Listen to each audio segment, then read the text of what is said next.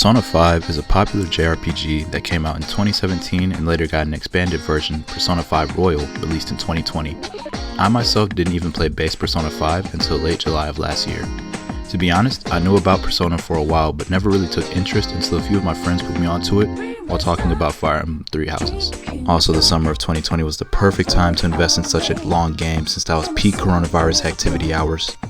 Around that time, I remember playing Fire Emblem Three Houses, which admittedly is a similar game in the form of the relationships you create with your party members affect in-game mechanics. This at the time was my favorite game due to my long-time love for the franchise dating back to Awakening. I remember I had just completed all paths in the game and decided to give it to a friend to borrow. Shortly after, I remember feeling a void, since the only people I cared about at this point were Lorenz, the best character in the game. What's up? Can a low come up in your crib? Nigga. And Lady Rhea. So here's what happened, right? He just chilling, minding his own business. He looked to the right, see a fine ass bitch. He's like, damn, that hoe thick as fuck. Let me impress that bitch by doing a flip. While I reveled in how thick they made Lady Rhea, two of my friends put me onto a game that would change my life forever. Animal Crossing New Horizons for the Nintendo. Psych, Persona 4 for the PS5. I meant 4. Yeah. Honestly, bro, it doesn't matter. I don't know why I put that there. Fuck that other game, man. Stay homie on the Honestly, apples, the game isn't that I'm just bad. Hating a little bit because my island is whack. Seeing as the game was on sale for $20, I figured it would be worth it as opposed to dropping $60 on Royal.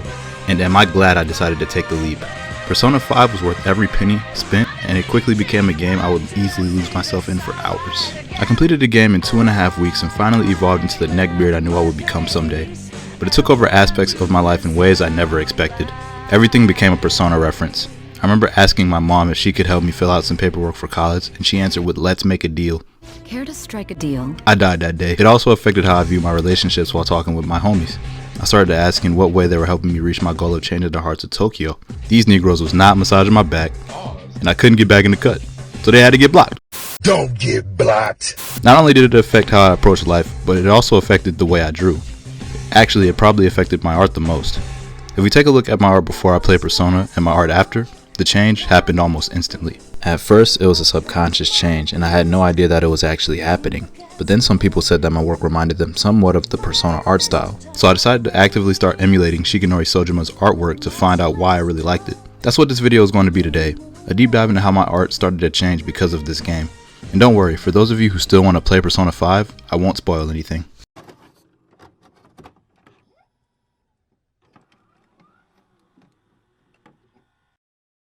I think to understand my art style, you'd have to understand my influences. Pre-Persona, I'd have to say my biggest inspiration in terms of art was an artist named Tetsuya Nomura, an artist that was in charge of the art direction for one of my favorite video game franchises of all time, Kingdom Hearts. I owe most of my motivation for becoming an artist to him. However, I don't think the Nomura influence was as obvious in my art throughout the years. I partially think it's due to how long I've been following his work. It's one of those styles that I tried emulating at a young age but failed, and then just refined those failures into something that was my own. I think that's what we're seeing here, as most of my art lacked the edginess of a Nomura piece. I see glimpses of where I may have tried to be more like Nomura, especially with the eyes, but overall, this was simply a cheap knockoff.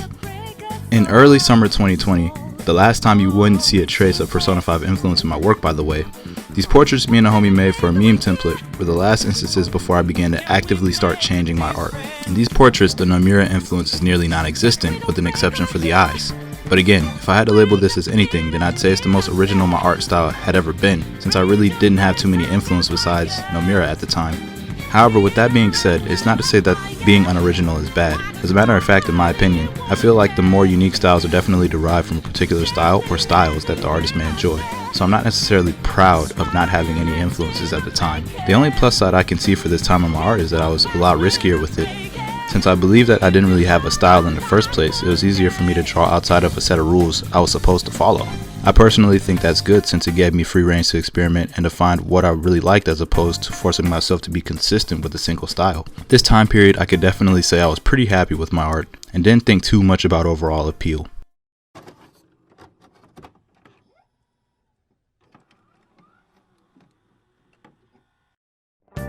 During the months July through mid-August 2020, my art began to show some small changes. At first the changes were super small and barely noticeable. I remember being really fascinated with how Sojima drew the eyes and mouths of the characters, so slowly I began to switch how I started drawing them. You can see it particularly with the bottom eyelashes of the characters. It's very similar to how Sojima drew them. The mouths were not a direct copy and I began to do my own thing with it, but detailing the mouth did come from looking at his artwork. During this time period, I was progressing through the game and had gotten extremely inspired by the animations of the characters during dialogue scenes. I really loved the way the characters had a full range of emotions while staying idle to the side of the screen. Even though this probably wasn't that interesting to other people, it was certainly interesting to me, and it made most of the cutscenes in the game 10 times more engaging. This was probably one of my favorite aspects of Persona, and I remember wanting to do something similar with characters in my own webtoon, The Shorts of Stormstraw University. So I began slowly working on a fake Persona cutscene while taking notes and progressing through the game. Pictured here are some assets I made and how it was based off of the originals. I even went through the trouble of making some fake confidant info screens with the characters as well. Here's the full animation. Oh yeah?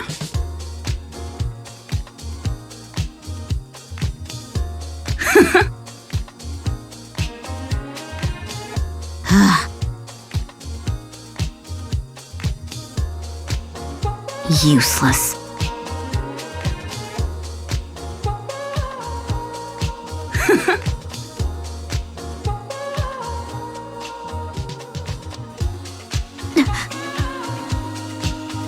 What are you doing?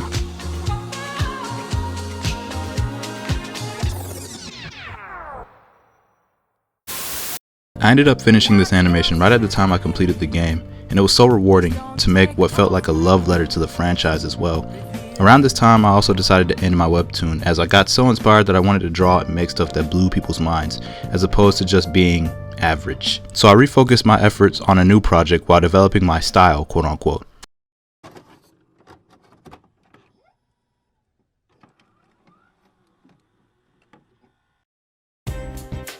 From mid-August to about late November, I began planning for a new project on the side titled Trigger Code Husk, a fake visual novel project where the dialogue scenes would be super identical to Persona 5's.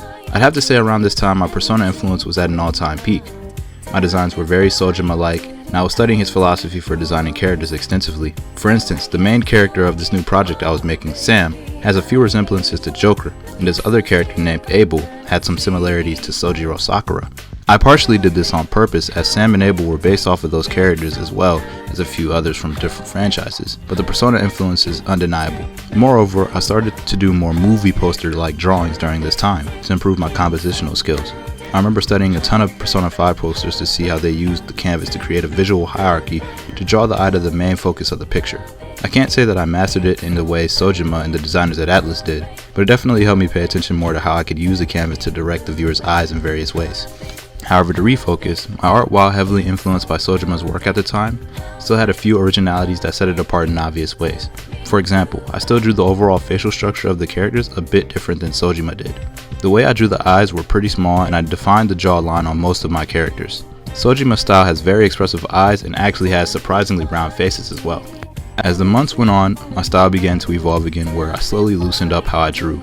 In the art shown, you'll see how I began to allow myself to stop trying to get stuff to look completely like Sojima's.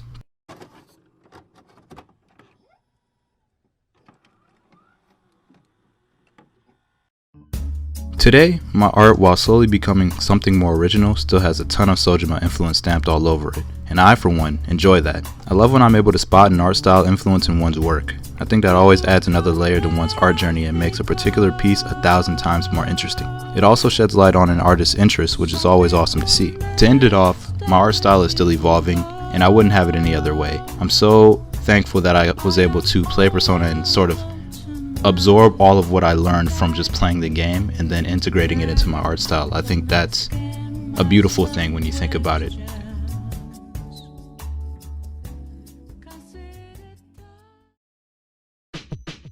Yo, what's going on YouTube? It's your boy. Just got done recording and my voice was just very robotic and very just monotone and low key this video. I'm a little bit sick, so I don't really want to over stress my voice, if that makes any sense. So if it sounded like I just was really robotic or just really just unenthused when I was trying to make some of these jokes, I apologize for that. The next videos, they won't be like video essays, but like you'll see that like I'm gonna try and like fight against whatever this is. It's like something that's wrong with my throat. Pause. But yeah, man, I really hope you all enjoyed the video. I got another essay that I'm going to be working on in the meantime. I'm not sure when it's going to come out, but I really enjoy doing this. I'm going to get a lot better at this now that I know a little bit how to do it.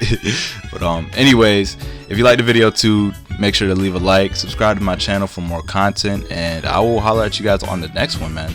Yeah, y'all enjoy the rest of y'all day. Peace.